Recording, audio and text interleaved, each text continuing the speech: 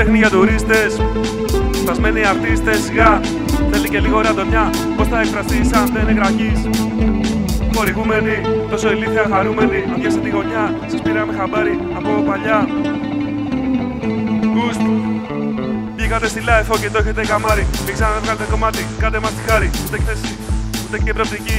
Φτάνει το αφήγημα να έχει χωρικό τέρμα δίθεν. Με λίγο τράση θετική, σαν την πρώτο ψάλτη πάνω στο φορτηγό. Γκουστ, φύγετε από εδώ.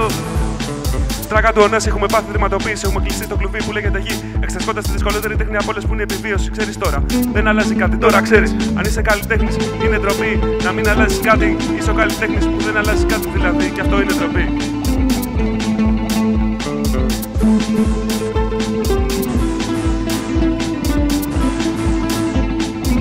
Φύγετε από εδώ.